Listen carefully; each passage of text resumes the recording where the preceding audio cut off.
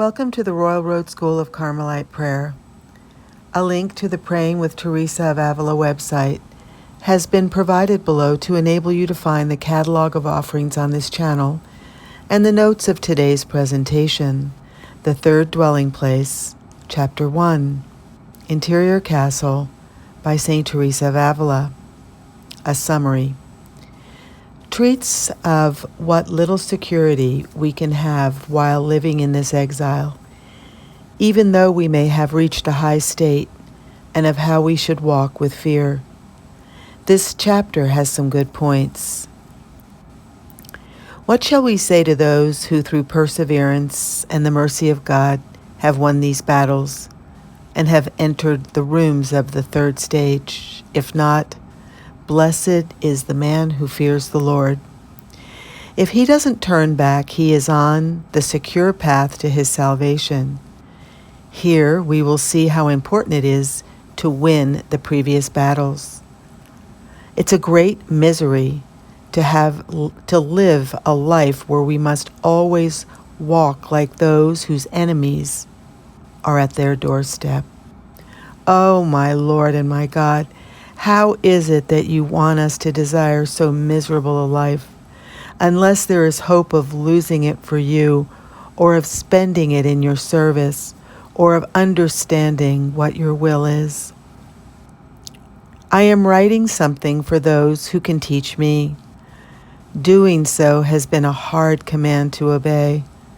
I can only boast in His mercy, trust in the merits of His Son and of the Virgin, His Mother, whose habit I wear and you wear. You truly belong to Our Lady. You have such a good mother. Imitate her, your patroness. But one thing I advise you, not because you have such a mother should you feel secure. Don't pay any attention to the enclosure and the penance in which you live or feel safe, that you are always conversing with God and practicing continual prayer, withdrawn from the world. These practices are all good, but not a sufficient reason to stop fearing. So continue to this verse. Blessed is the man who fears the Lord. Concerning souls who have entered the third dwelling places, I believe that through the goodness of God, there are many of these souls in the world. They long not to offend His Majesty, even guarding against venial sins. They are fond of doing penance and of setting aside periods of recollection. They spend their time well practicing works of charity toward their neighbors, and are very balanced in their speech and dress and in governing their households. Certainly, this is a state to be desired. There is no reason why entrance, even into the final dwelling place, should be denied these souls, nor will the Lord deny them this entrance if they desire it. We all say that we want this good, but since there is need of still more for the soul to possess the Lord completely, it is not enough to say, we want it, just as this was not enough for the young man, the rich young ruler, whom the Lord told what one must do to be perfect. We are literally like him, and the great dryness in prayer usually comes from this. In all things, we have to let God be the judge.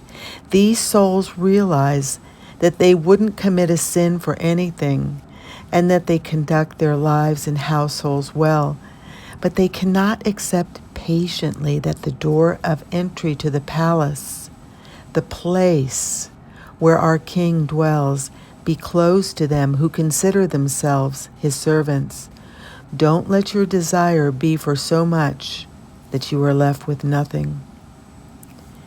Behold the saints who entered this King's chamber, and you will see the difference between them and us. Don't ask for what you have not deserved, nor should it enter our minds that we have merited this favor, however we may have served. We who have offended God. Oh, humility, humility! I cannot help but think that anyone who makes such an issue of this dryness is a little lacking in humility. Let the Lord prove us, for he knows well how to do this. Let us speak now of those souls whose lives are so well ordered, and we shall see that we have no reason to complain about God. If, like the young man in the gospel, we turn our backs and go away sad when the Lord tells us what we must do to be perfect, what do you want His Majesty to do? He must give reward in conformity with the love we have for Him, which is proved by deeds. And don't think He needs our works. He needs the determination of our wills. We seem to think that everything is done when we willingly take the religious habit and abandon all worldly goods for Him. This renunciation is a good enough preparation if one perseveres and doesn't turn back and become involved in the vermin, worldly things of the first rooms.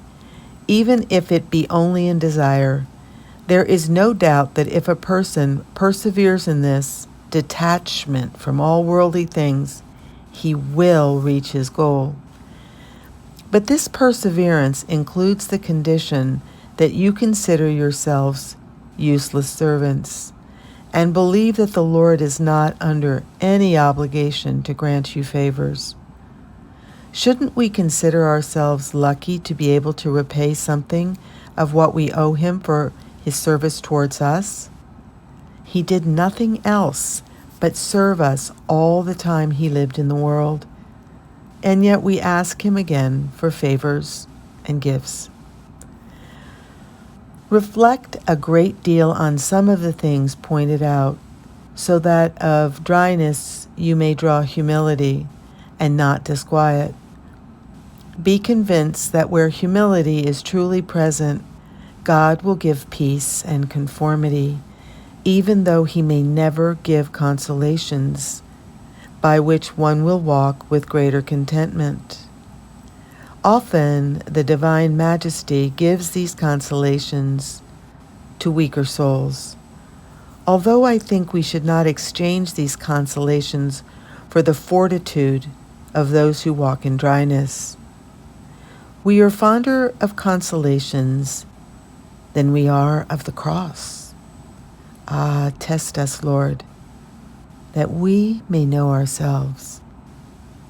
Amen.